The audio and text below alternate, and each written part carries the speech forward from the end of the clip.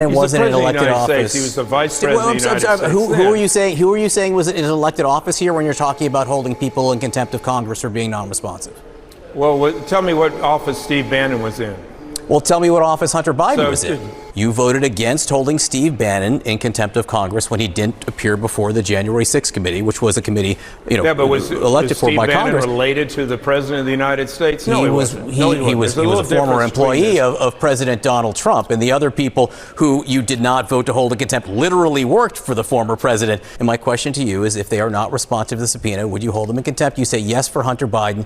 You voted no for Steve Bannon, and then you talk about there's a different standard for elected officials, but neither of them are elected. Oh, that's gonna hurt! Interesting. What's it called if you have a standard, but then you have another standard? So maybe two standards. Well, that's just an entry-level qualification into the GOP. Just when you thought the impeachment that never was coming to a close after its long run of never starting. I'm not gonna disclose that new name, because that really changes things. Yeah, let's see where it goes, okay? It's been 5 years, and what do we have for it? 5 years, long time to be investigating. Truth of what exactly the Biden family was doing with our adversaries in China. Okay, we will see where the next chapter leads. James Comer, thank you for your time. It's rather incendiary, and we'll see whether or not you're onto something. Again, 5 years investigating.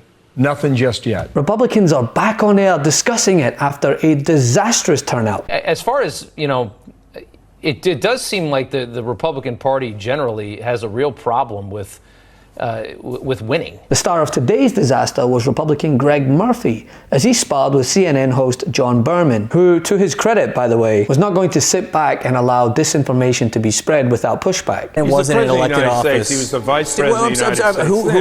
Who are you saying was in an elected office here when you're talking about holding people in contempt of Congress for being non-responsive? Well, tell me what office Steve Bannon was in. Well, tell me what office Hunter Biden was in.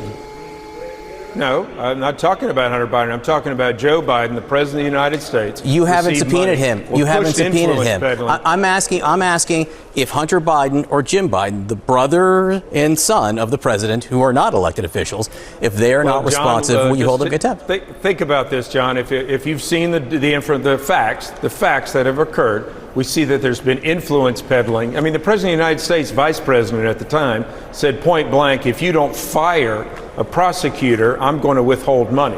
So that's a crooked deal in as itself. But you're talking about what happened in Ukraine. If we don't get these individuals, Congressman, I'm just trying to understand the difference. I'm just trying to understand the difference when you're talking about congressional subpoenas.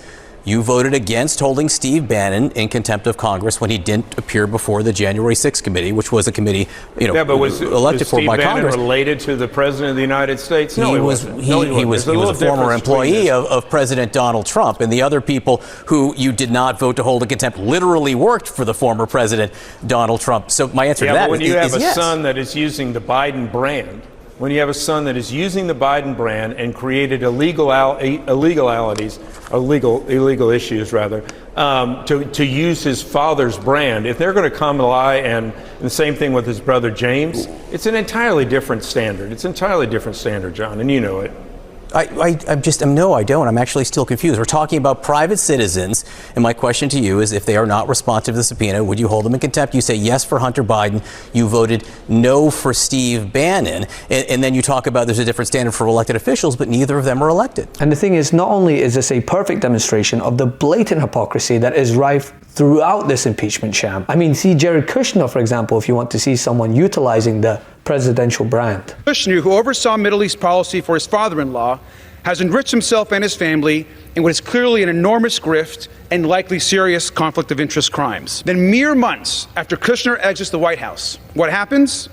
The Crown Prince of Saudi Arabia overrules his own investment advisors and sends $2 billion to Kushner's company's bank account. Jared Kushner created a company the day after the Trump administration ended and proceeded to collect billions of dollars, more than $2 billion from the Saudi government for investment there, despite the fact that the sovereign investment funds investment advisors recommended against it. They were overruled by the homicidal crown prince himself, Mohammed bin Salman, who said he wanted to give that money to Jared Kushner in addition to a $25 million a year management fee. But more importantly, it demonstrates how catastrophically bad the Republican brand is. I mean, at this point, they failed to alter their strategy. They're losing strategy, by the way. Think about it, right? They took weeks to choose a speaker with the eyes of the nation on them, laughing about the circus that was displayed. And you might have to have some whipping going on here where Tom Emmer, as the nominee, he is the whip,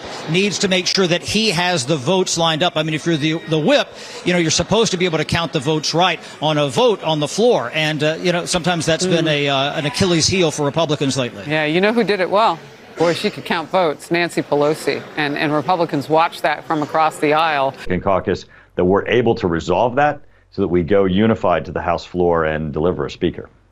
I hope you don't take this personally, but do you guys have any idea how clownish you look? Then, from that dismal performance, you carry that into an election that is vital. An election that you claimed would shift the tide with a red wave, only to get humiliated because the majority of the American people don't subscribe to the medieval policies that are fundamental to the modern-day GOP. A constitutional amendment protecting access to abortion, extending statewide wins for abortion rights. As Andy Beshear wins this race, called over Daniel Cameron. Tonight, the midterm elections, the last few elections, we must recognize that as a party, good polling does not always translate into resounding victory. And in the wake of that, right, instead of maybe taking a moment, retreating, thinking about altering a strategy, thinking maybe we need some new blood, try a different route, maybe even think about a new frontrunner who knows what city he's in and doesn't think that he still won in 2020. But no, what do? They go with the same thing. Well, they're actually downplaying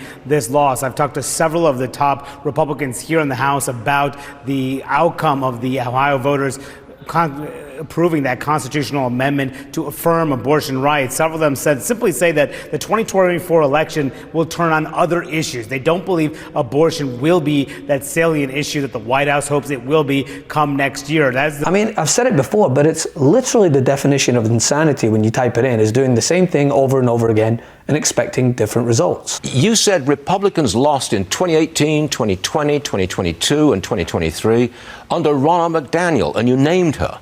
But Trump was the leader of the party through those elections. Doesn't he share some responsibility for the losses? And what gets me, right, is instead of the media zoning in on the lack of direction of the modern-day GOP, the conversation is about whether or not Biden can handle another term. I mean, look what he's accomplished in one term. In fact, only two presidents in American history with fewer jobs the day they left office than when they started.